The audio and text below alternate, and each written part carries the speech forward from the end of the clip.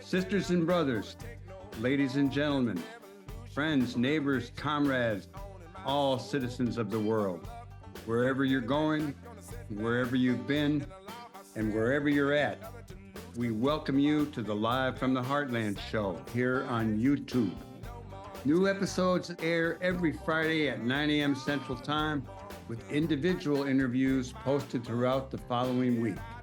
I'm your host, Michael James, encouraging you to take the chain from the brain, to get back in the people's game, because it's time to move from the lower level to the higher, from the shallower to the deeper, from the one-sided to the many, and from the abstract to the concrete.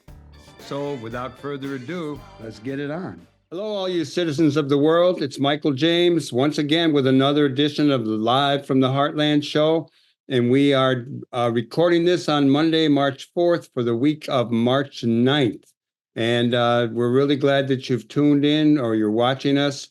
Today's guests are going to be our friends Alan Mills from the Uptown People's Law Office, talking about what happens to people in housing when they come out of prison, as well as some things going on in prison that their Uptown People's Law Office is dealing with. And then we're going to have Thom Clark, one of our sometimes hosts, sometimes producer, talking about things local to global.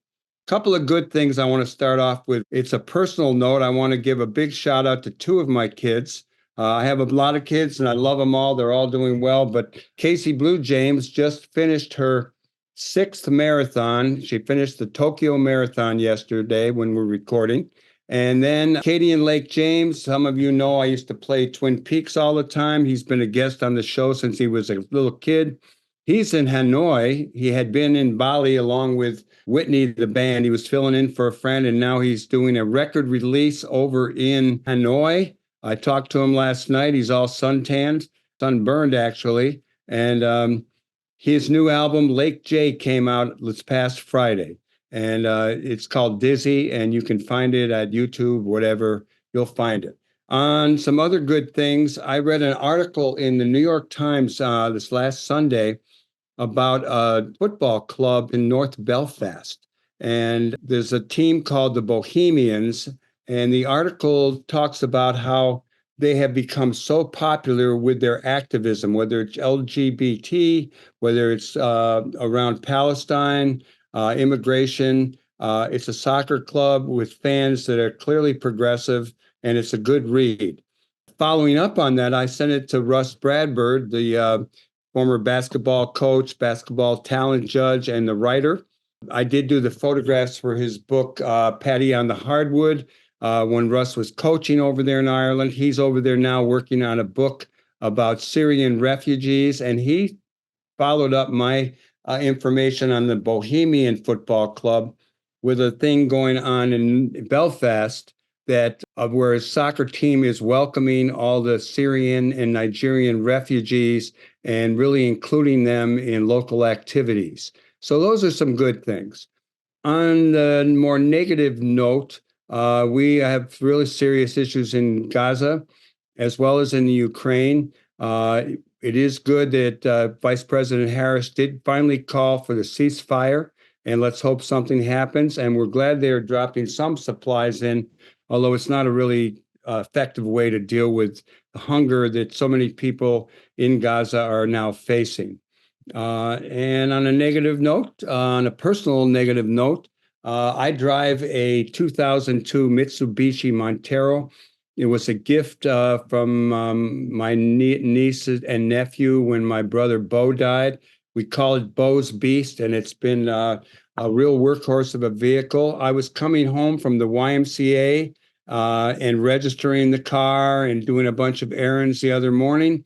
I was heading east on Greenleaf, going through a green light when a woman in a Buick came through the red light at a rapid speed. I turned sharply to the left to avoid being T-boned, but it really took out my front fender, the wheel, and as I swung around, my back end too. So given all that, I might be looking for a vehicle. Keep me in mind.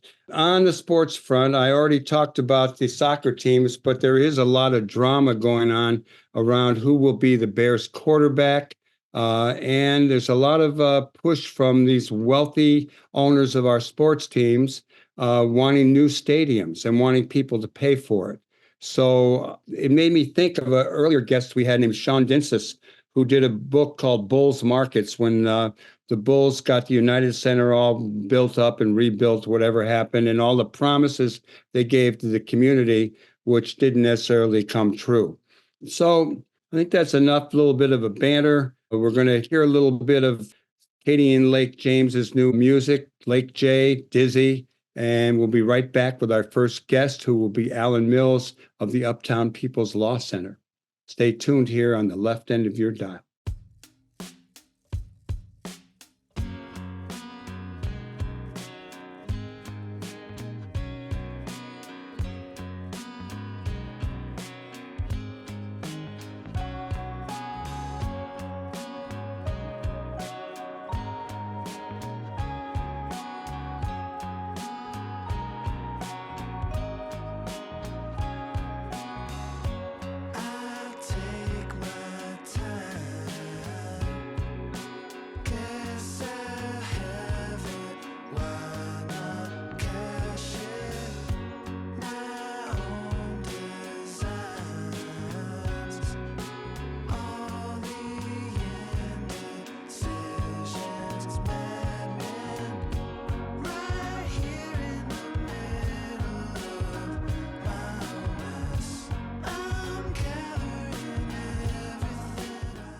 Okay, now we're about to have our first segment and our first guest of the day, the one and only Alan Mills from the Uptown People's Law Center. He's no stranger to this show. In the past, he's come on, he's talked a lot about prisons, and I think we're going to talk about that a bit today. Good morning or afternoon, depending on where and what time it is. How are you, Alan? I'm doing great. So it's always a pleasure to come back to the show. You're always welcome. And if you have something you want to get on in a hurry, just tell me. I'm ready. The more help I get, the better. Prisons is something that's not in the, not talked about as much as we would like it to be talked about, and the attention paid to it is not as much as it deserves. How about you filling us a little bit in on what's going on in the Illinois prison system and some of the work that you and the people at Uptown People's Law Center are doing? So we're doing a whole bunch of stuff on prisons. The Uptown People's Law Center has been dealing with prisoners since its founding in the mid-1970s. The people who founded the Uptown People's Law Center before my time very much believed that when people from the community went into the jail or went into the prison, they were still their neighbors, they're still part of the family, and therefore were still part of our community that we represented. So since that time, we have represented prisoners. It has expanded so that it's now about half of what we do is represent prisoners, and representing prisoners has now begun to bleed over into some of our other work, like housing and Social Security. The first thing I want to talk about today is, in fact, how it's bled over to some of the housing work we did. So Cook County, actually led by our current mayor, but back when he was the commissioner, passed what's called the Just Housing Amendment, which generally, and I can get into details in a minute, generally prohibits housing discrimination against people with a criminal record. So that was driven by the fact that people come out of prison, and one of the things they absolutely need is a place to live. If you haven't got a place to live, then you're likely to go back again because you're on the streets. So now it's generally not legal to discriminate against people because they have a criminal record in Cook County. And is everyone who goes to Cook County it has a record? Is everyone protected? Any kind of record? Not quite. So the law has sort of two exemptions. One, it has totally exempted sex offenders for no particularly good reason based on the data, but in order to get it passed, that's the only thing I had to do. And politics is all about the art of compromise. So they had to exclude all sex offenders from the coverage. So if you have a sex offense, this law is not going to help you at all. The second thing is recent criminal convictions. So any criminal conviction or even arrest or anything else more than 3 years old, they can't look at it at all, period. Doesn't matter what it was for. Doesn't matter if you committed murder. If you committed murder 30 years ago and you got out of prison yesterday, they can't even look at the fact you committed murder. Anything within the last, they'd be able to get housing. They'd be able to get housing, right? They're completely covered by this law. You can't discriminate against them. Anything within the arrests within the last 3 years, anything that wasn't conviction, they also can't look at it at all. Actual convictions in the last year, within the last 3 years, they can look at, but they have to be able to show, landlords that is, have to be able to show that excluding you would have some direct connection to the safety of the building, the health of the other residents, et cetera. So it can't just be a blanket saying we don't rent to anybody with criminal records within the last 3 years. They have to make an individualized determination of whether or not you, with a particular crime you committed, would jeopardize the safety of the building. So this law is already in effect? Yes. And how many people have benefited from the law? Well, we don't really know that. We at the Uptown People's Law Center are one of the two organizations that are sort of formally enforcing this, or taking the lead in enforcing it. Between the two of us, think we have succeeded in about 25 cases. However, most of those weren't formally filed. Most of them are resolved informally before you have to file an actual complaint. And part of the reason, and there's no way therefore to track those. So I don't know how many people have benefited from the law. I don't know how many landlords are complying voluntarily with the law. We are concerned that not enough cases are getting filed, and that's one of the reasons I want to talk about it on the show today, is make sure more people know about this case or more about this law, because most people, either landlords or tenants, don't know it exists out there. But you asked the question of how do we prove it, and actually the law is really well written in order to help that. Landlords can't even ask about a criminal background until after they've decided you are otherwise eligible for the apartment. So if they ask about it, then that means they've already decided you can rent it. So therefore, if they then turn you down, it has to be because of your background. There's no other reason. So they can't, if they ask on the application form, if they have a checkbox, have you ever been committed of a crime, that is a violation of the ordinance. If they run a background check before they have decided you're eligible for the apartment, that's a violation of the ordinance. So all these things make it much easier to enforce the Just Housing Amendment than it would be in normal discrimination cases where you have to prove that was the motivating factor. Alan Mills, let me ask you, who were the sponsors in the House and the Senate of this bill? It's not the House and Senate. This is the Cook County Commissioners. It only applies in Cook County. This is just, I apologize. I should have done my research a little more. So this is just Cook County. It's not the state of Illinois. Right. I mean, you can get out of prison anywhere, but it only applies to housing in Cook County. So it was done by the Cook County Commissioners. It was Commissioner Brandon Johnson, who is now obviously our mayor, who was the main sponsor in the county board. And then the Sergeant Shriver Center and several other groups are the ones that really pushed it through and got it passed. Let me ask you, have you had any really great successes in this that you want to share with the masses or tuned in or watching? Yeah, I mean, part of the issue is what counts as housing. So there are a number of things that are called SMRFs, SMRHFs, they're not little blue people. These are specialized mental health treatment facilities or something like that. I can never remember what the acronym stands for. But basically, there are places where people can have residential care. They live there and they get their mental health care in these facilities. So we had a person who was in prison, stuck in prison because he hadn't got anywhere to go because he needed some specialized mental health care to get out. So he was stuck in prison. We found one of these organizations that he could go to and had a vacant spot. And then they turned him down because of his criminal record. So we sued them, and their defense was, well, we're actually a treatment facility. We're not a residential facility, and therefore we're not covered. The county board ruled otherwise. They ruled that because people live there, it counted as a residence. So first of all, that has benefited a lot of people who would be otherwise stuck in prison because they haven't got a mental health facility to go to. And hopefully it would expand it to other places, like, for example, nursing homes should not be able to discriminate against people with criminal records, which historically they have done. And it means that there are a whole lot of people stuck in prison who really have physical or mental disabilities so that they can't just go out and get their own apartment. They need some sort of specialized care. And those have been people who have been historically very hard to find housing for. So many of those people are stuck in prison just because of their disability. So hopefully this success will open up the doors so more people can go home when their sentences are over. I'm going to throw in this. Are there any people who have gotten housing and then have lost it again because of more criminal activity? Not that we're aware of. I'm sure it's going to happen. And I'm sure when it does happen, some people will jump up and down and say this is a terrible law. But people have to remember that, no matter what we do at this point, 50% of the people who come out have a new involvement with criminal law. So, the fact that one or two people may, under this particular ordinance, shouldn't in any way mean that the ordinance is a bad idea. It's definitely, in my opinion and those of other experts, will cut down on the number of people who go back to prison.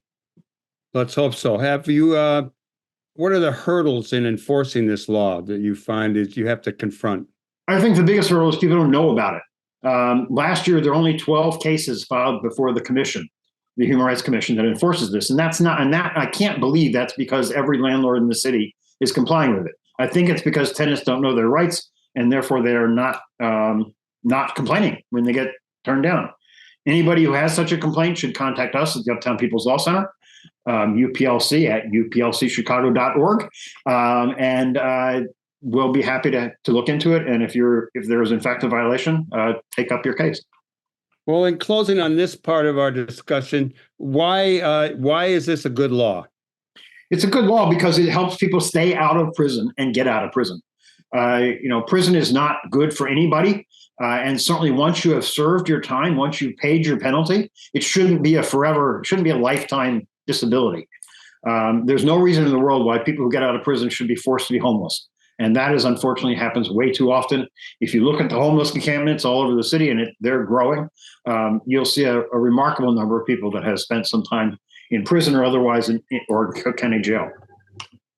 Well, this is good. So this is the Just Housing Amendment, and it's Cook County the board got it through, and it's going on, and a number of people have benefited, and we'll see. It sounds like a really good thing to me. Let's switch a little bit. You're up in the prisons. You do a lot of work with prisoners and issues around prisoners' rights, et cetera.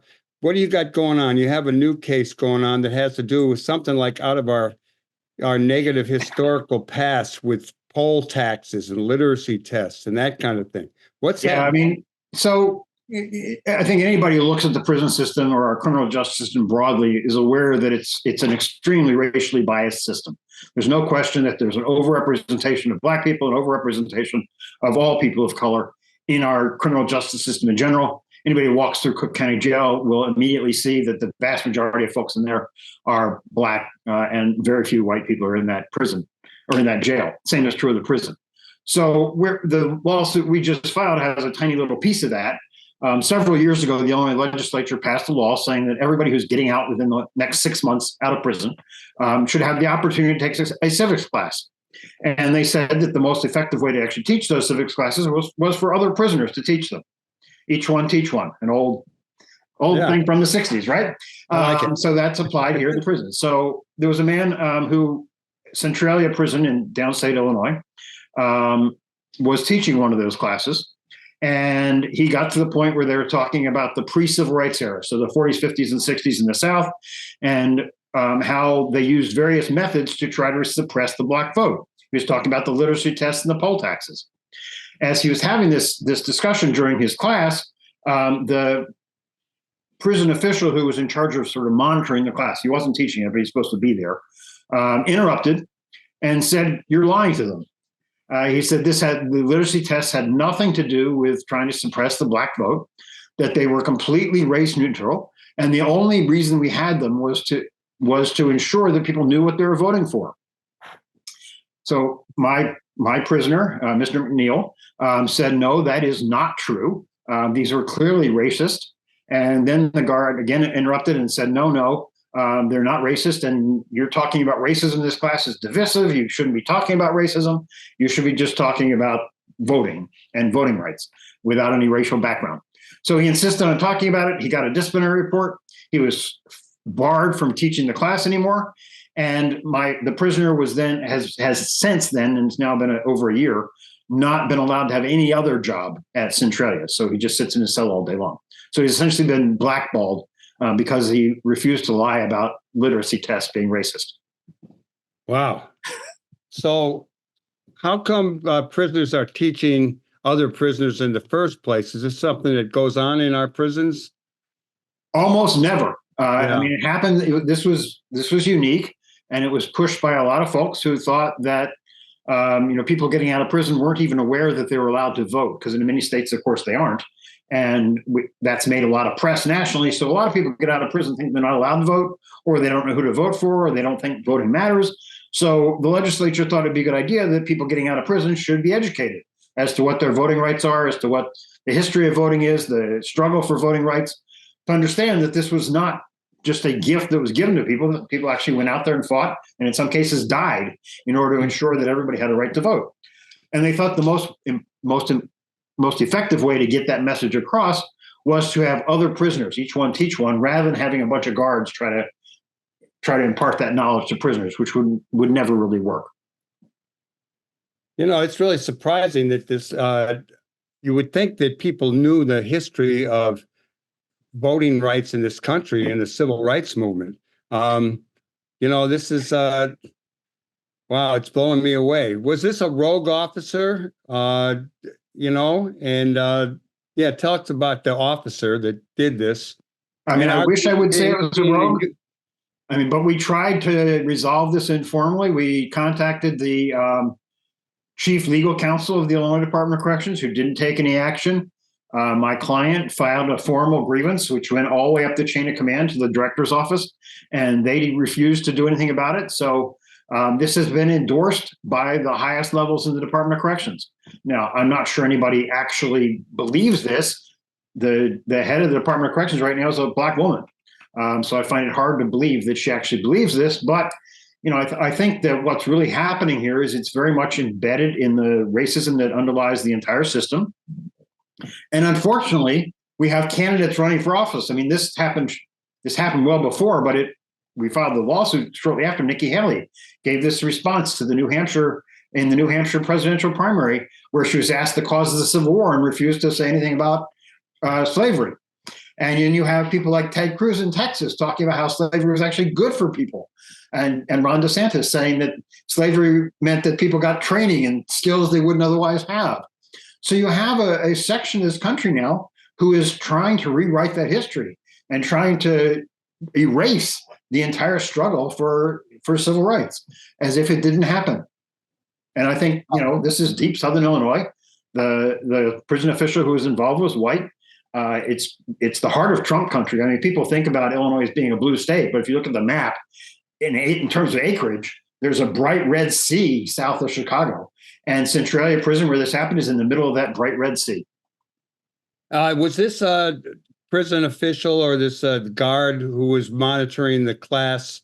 Is he in a union? And he is. AFSCME is the union that represents all prison employees. So he is absolutely part of AFSCME. It's sort of always a contradiction that you have, there are certain unions, and we root for unions, but there are a few of them that really are usually on the wrong side and protect them from while they do the wrong thing. AFSCME is not usually on the wrong side. No. AFSCME, the real irony here is AFSCME was the one that was doing the garbage strike when Martin Luther King went down to support and was assassinated. That was AFSCME that organized that strike. And here they are denying the fact that the Voting Rights Act needed to be passed for anything. It's just the most ironic thing in history. Well, what are your next steps? What are you going to do about this? Well, we just filed a lawsuit. It's a brand new lawsuit, so we don't have a date or anything. It was assigned to a judge in the Southern District. The next thing that will happen is the defendants will be served, and it'll be interesting to see whether or not they are willing to stand up and actually say in court what they said in the classroom, which is that literacy tests were in fact race neutral. I would be very surprised if they take that position in court, but we shall see. What would you like people to do who may be listening and wanted to, take a little bit of a stand or to help you all take a stand on this issue? Well, the first thing I would, just for people's curiosity, we dug out a copy of the actual literacy test that they used in Louisiana, attached it to our complaint, and it's now or will be within the next hour or so on our website. So take the test. I took it and I could not pass. I suspect that you would have a hard time passing it as well. It's a 10-minute test, 10-minute time limit. And if you get one question wrong, you fail. You can't vote. I failed. I couldn't finish it in 10 minutes, let alone get them all right. And they weren't questions, they had nothing to do with literacy whatsoever. It's like draw a line going, 2 over the next dots and 2 under the next dots, and 1 above that. It's understanding complex directions. But more generally, what can you do to support us? The Uptown People's Law Center is always looking for donations. We are a donation-driven place. We are not for profit. Our website has a button, so you can go to our website either to learn more about either of these things I just talked about. Lots of resources on our website, and each of our pages has a donate button. So check out what we're doing, click that donate button, and help us keep doing it. Well, Alan Mills, this is good. It's always good talking to you. I know that we put on here to maybe talk about the White Sox and a little bit of racist history about financing a stadium. And now there's a call for new stadiums and stuff. So we're going to have you back. And of course, we'll have you back anytime you want to share some information on these cases that you brought up today. The one about prisoners in a class and talking about literacy tests and racism, and the other about people being able to get housing when they come out of prison. Happy to do that. And I definitely should come back and talk about the White Sox shortly. So we'll figure out a date to do that. In the sports section, there's a guy named Sean Densis who was on this show years ago, and he did a book about the United Center and how that got built and all the promises they made to the community that really haven't happened. Okay, yep. Everybody stay tuned. We'll be right back with Live from the Heartland. We're going to hear a little bit of music from the band Lake J, which is actually my son, Katie and James, and who I talked about earlier in the opening, and we'll be right back with a little bit more Live from the Heartland with the one and only Thom Clark coming on.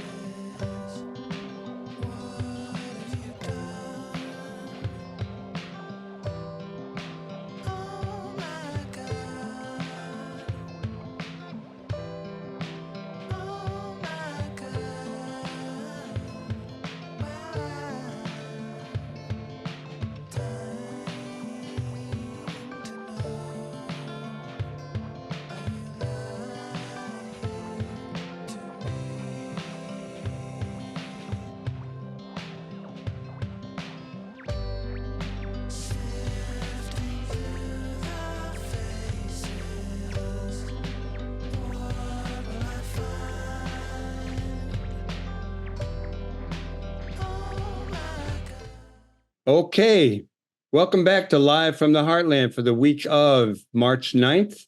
And as many of you know, we are recording it a few days early. So some of the news we'll mention is stuff that is just happening. And hopefully it won't be too out of date by the time you hear it. And it's an honor and a pleasure, and I always say that when he's coming on, the one and only Thom Clark, who once in a while will help host the show. He's certainly an advisor, kind of a producer of the show. And I get him on at least once a month now talking about all things Thom, what he sees going on out in the world from the local to the global. So hello to you, Thom Clark. Hello. Having a good day, I hope, Michael. So far, so good. I did report a little bit earlier about having my car in an accident, but we'll save that we already did it. So there we go. Let's start with the weather. You know, we're here on Monday, and it's still kind of warm out for wintertime. It just our Sunday was up near 70 degrees. People have been out and about, but you got stuck in a blizzard. Where the hell were you?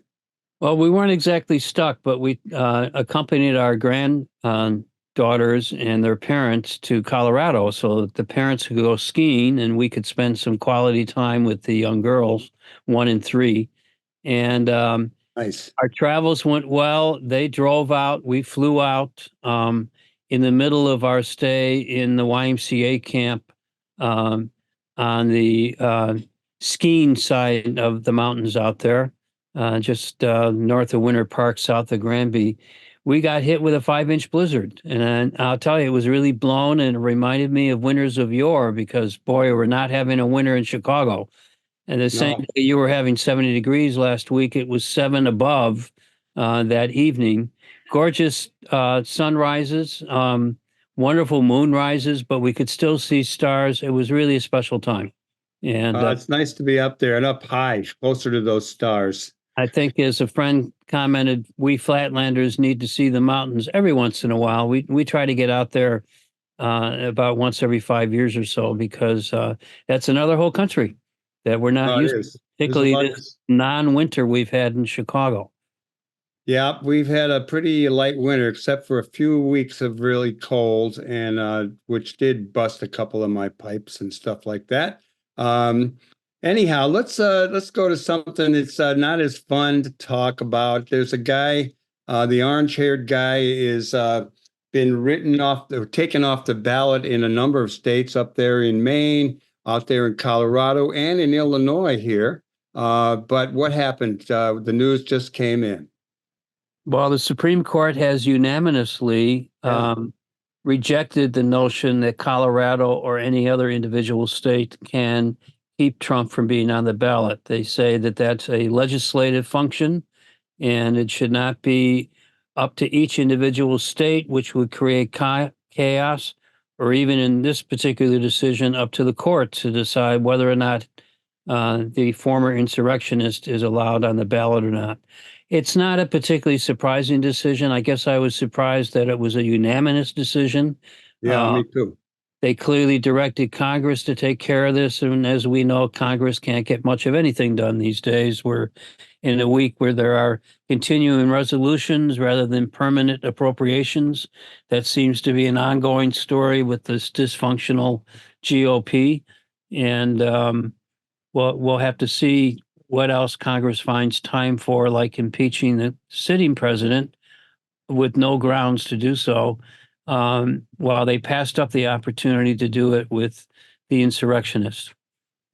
You know, we tend to have long been critical of a number of things, even when it's the Democrats in power, and we certainly have our criticisms of the current president. But we also know that he's done a lot of things that surprised people, done some really good things. But he keeps getting beat up in the polls, even when the other guys are just stepping in. You know what? You know, we have the situation here where Biden is victimized because of his age, when he is only a couple of years older from an erratic former president, the orange-headed guy with the fake suntan stuff on his face, where you could check it out, the line, you know, when they get the camera angle. And what's your take on this age thing? I mean, I'm older than Biden, so I'm sympathetic to watching how he walks sometimes, but I also think he's pretty sharp, and he doesn't make, you know, really big mistakes like the orange head guy. I don't like to say his name. I agree with you entirely. I think that the challenge is ageism is an easy story, where journalists don't have to go out and investigate policies or actual record. This President Biden, will be seen by history, I suspect, as the most productive president, despite a split Congress, since LBJ. That's Lyndon Baines Johnson for you younger listeners and viewers. BJ. And he got bogged down by Vietnam. I'm afraid Joe Biden may get bogged down by his policy towards Israel and the impact on Gaza, though his own vice president over the weekend came out for a ceasefire, which many of us have been calling for, because however the tragedy and terrorism of October 6th, the response has been out of proportion to the damage suffered by Israelis with the Hamas raid back in the beginning of October. This kind of police action, we haven't heard that term in recent years, but that's how I view this particular action. Is in my lifetime, I've never seen any of these kind of disputes ever solved by war. And the devastation that one government has brought on a country in the making, in the Gaza Strip, that's not much bigger than Chicago and has a very similar size population. 75% of Gazans have been displaced. And also out this morning was news that in the north, which received just incredible bombardments, 25% of the kids are malnourished. I mean, I just think it's time for a lot more than airlifts, which is a very inefficient, expensive way to provide relief. Um, Biden should follow up on his vice president's call for a ceasefire and demand the border be open to let relief trucks come through freely without them being blown up by tanks when they try to provide supplies to really starving, impoverished people at this point who've been pushed all around the place. It's a very sad situation. We saw in the results in Michigan last week, the protest vote for none of the above that happened. That was primarily young Democratic voters and the significant Arab population that's in and around Detroit that basically said, we're not for this sitting president at the moment, given his policies in the Middle East. So Joe Biden's going to have to do something to clean up his act in the next month or two, or he's going to lose Michigan, and he can't afford to lose Michigan. No, it's a big issue. We got to, and I think there's some people talking about an uncommitted vote here in the primary too. It hasn't taken the same kind of shape that it did in Dearborn, Michigan, but it's on people's minds. Let's, well, since we were talking about the orange-headed guy, what about his money problems? Because he's been rung up in court a little bit. The cha-chings are going up on what he owes, and he's trying to get out of it in a smaller payment. What do you got on all that and his challenges around money, and maybe the Republican Party's challenge around money? The alleged genius billionaire now owes about $500 million to two different jurisdictions in New York, and he clearly doesn't have the cash. He complained last week that he was going to have to sell real estate in order to come up with the cash just to pay for a bond, because that's how it works in New York. If you're going to appeal a case, then you have to at least put the money up ahead of time or guarantee that the money will be available should you lose the appeal. Well, he can't even come up with, it's not chump change, it's actually a lot of money, but he can't even come up with the premium cost for a bond, much less actually pay the full amount of these fines. I think the guy's in a lot of trouble, and I think the primaries that he's winning also show weakening support. He has not, in any of these elections as I've observed them, met his polling numbers. He has fallen short when the actual votes are counted. And that's my sliver of hope in this current chaotic environment where we have a real sociopathic autocrat wanting to take over. And he's freely said, I want to end the Constitution. I want to do massive deportation. The list goes on of what he's already said on the record. So to go back to the ageism thing, I don't think the media has paid enough attention to the real threat we face as a not so young democracy anymore, but one the rest of the world is very scared is going the wrong way. And very scared within NATO that we can't even support and back up what we said we'd do in Ukraine. Putin is just chuckling now that his old buddy apparently may have a chance to win again. And all bets are off if that duo gets to run the world. I mean, I imagine even China is concerned about that kind of a dynamic, given some of the challenges they're facing economically. Their vaunted, fast-built middle class is really suffering under wage stagnation and a huge housing crisis. You don't hear about this much because the system is so different, but they have some significant economic challenges, which is probably one reason we're hearing more saber rattling around the Straits of Taiwan, because there's nothing like a war to divert people's attention from reality.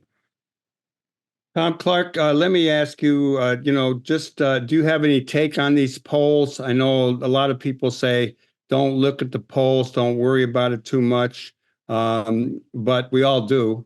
And I wonder if you had, they got these polls showing Orange had a couple of points ahead of Biden. What's your sense of the polls? Well, first of all, polls at this stage are, again, cheap journalism, not really good reporting. because it's what I call race reporting. And there are two things about that. Number one, most voters aren't paying attention to this election right now as yet. In fact, many of them, I'm afraid, are getting tired of the chaos and the charges back and forth. Number two, most of these polls that refer to Trump being ahead by a couple points are national polls, which again are meaningless. This is a democracy that has this odd electoral college way of finalizing the vote for president, and that's a state by state vote. And so the really important polls to look at are swing state voters, and as well as trying to determine, again, way far out, we're 10 months away, 9 months, 9 months away from this election.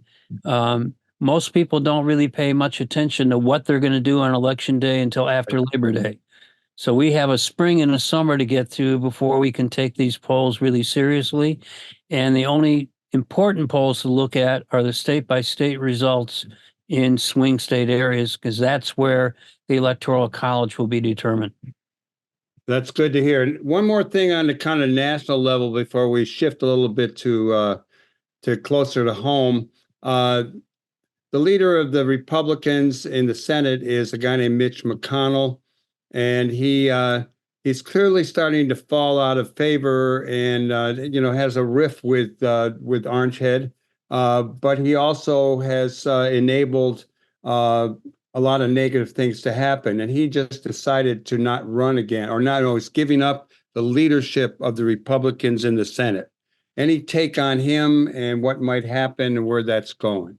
Well, ironically, it's one of the saner things I've ever seen Mitch McConnell do. He can lead pretty well, and he is on the outs with the Magna forces. There's no doubt about that, which is ironic because he basically delivered the Supreme Court to Orange Head, including not letting Barack Obama's last nominee even get a hearing, and then did a speed dating kind of thing with the latest nominee that got in there, the Notre Dame graduate Barrett, who's been kind of quiet since she's been on the court, but she is a freshman justice, and maybe that's best. But she's clearly voting with the conservative majority.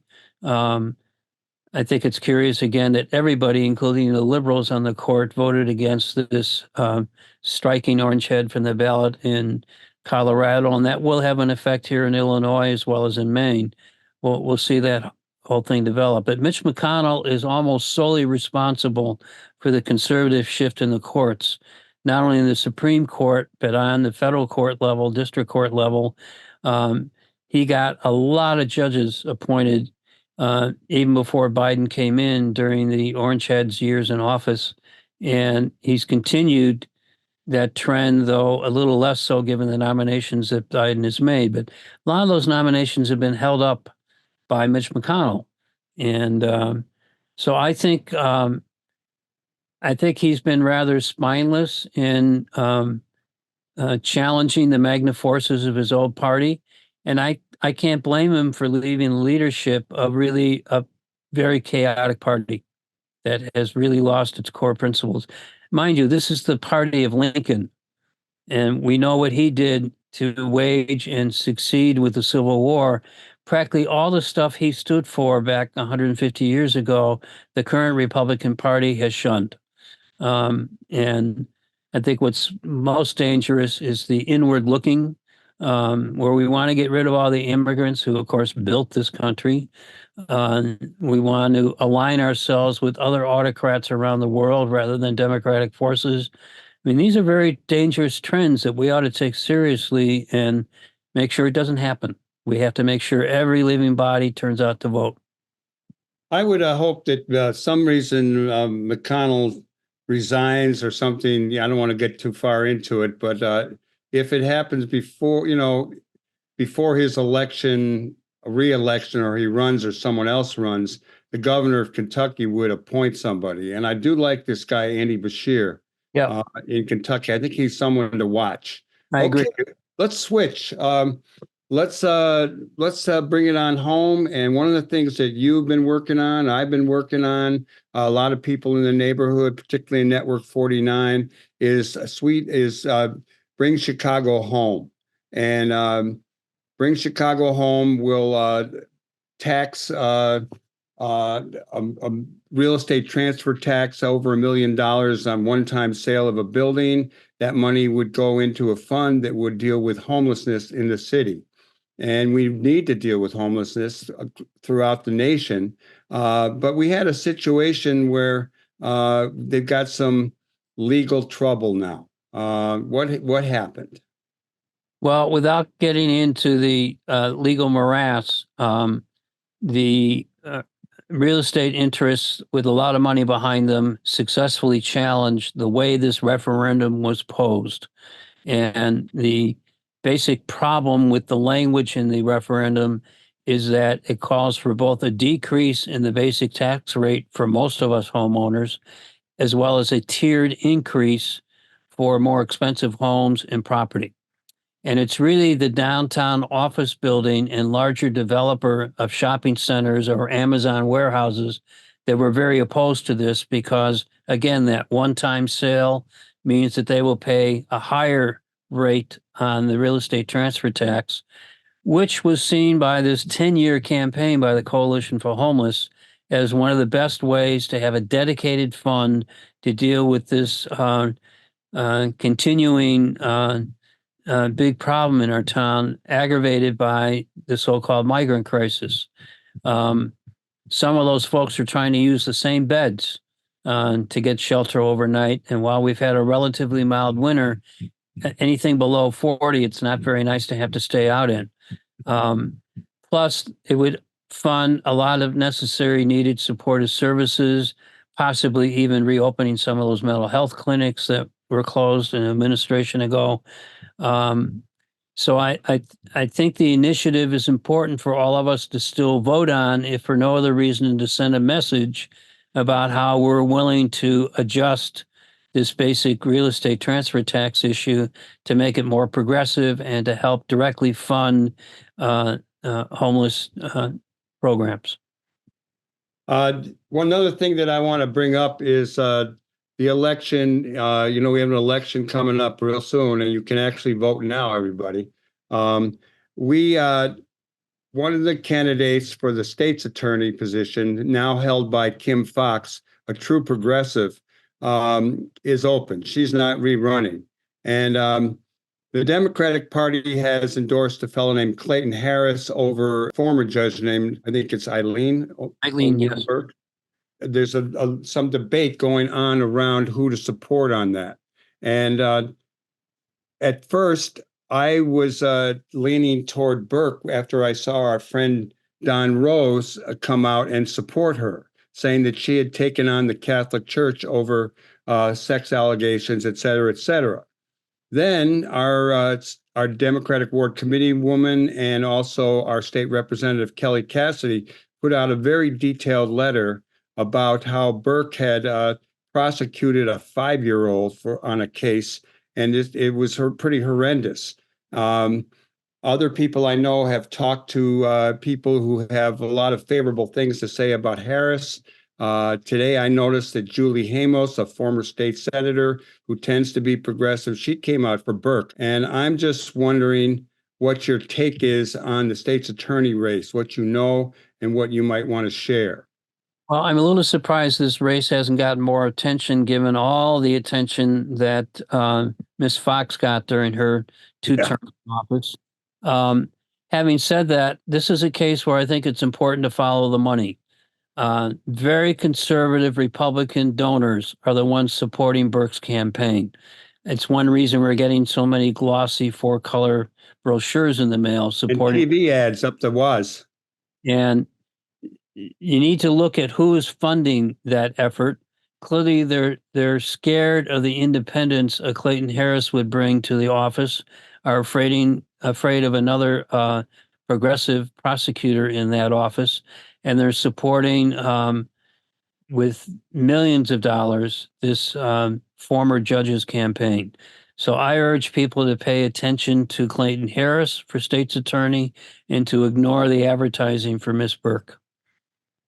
I'm glad to hear that. I'm with you on that.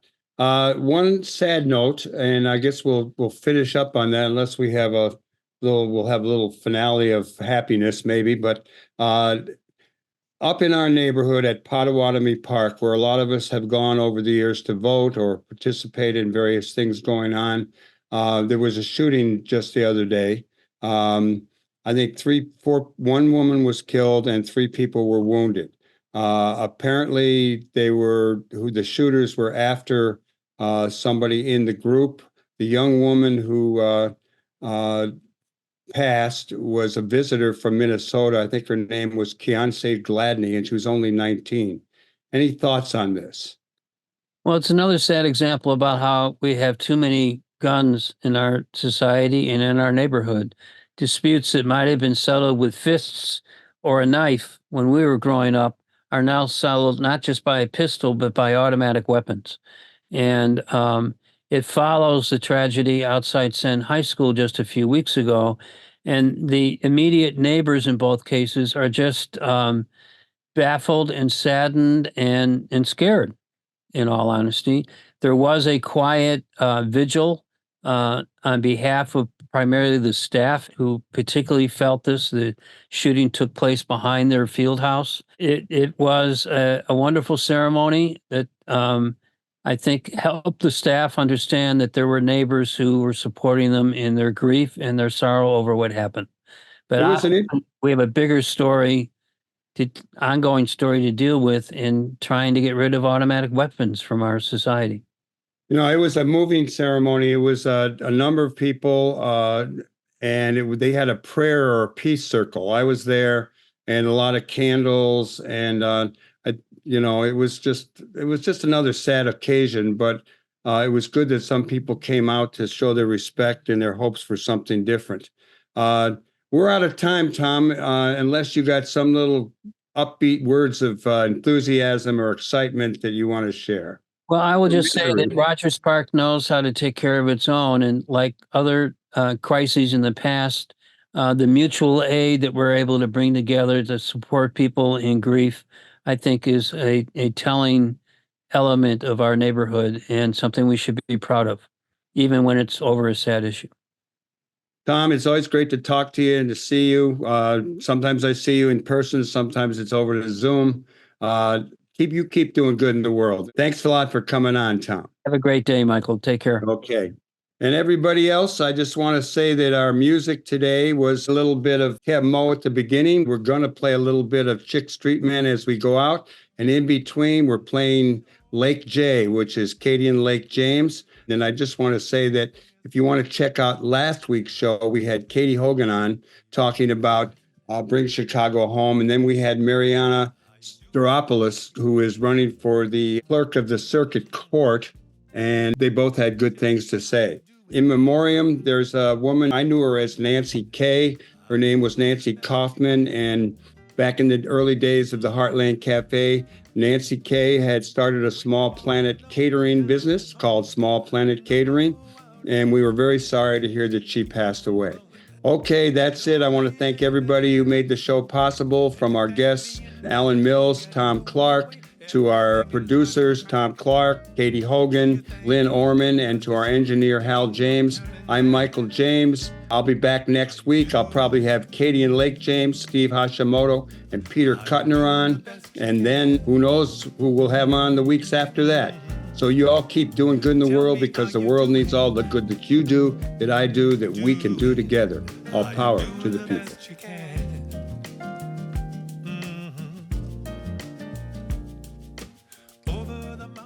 We want to thank you for watching the Live from the Heartland show. New episodes air every Friday beginning at 9 a.m. Central Time. Episodes air each following Thursday on CAN TV, 9 p.m. in Sweet Home Chicago on Channel 21, or streaming everywhere else at cantv.org. Audio episodes go live on WLUW each Saturday, 9 a.m. on the left end of your dial at 88.7 FM, or streaming everywhere worldwide at WLUW.org. They're available on Apple and Spotify podcasts by looking up Live from the Heartland on either platform, and are also broadcast on Lumpen Radio each Friday at 9 a.m. on 105.5 FM and streaming at lumpenradio.com. I'm Michael James, and I'm glad to have been your host. Until next time, remember, do good in the world because the world needs all the good that you do, that I do, that we do together. All power to the people. Over and out. Come to Limbo. Are you doing the best you can? Tell me, are you doing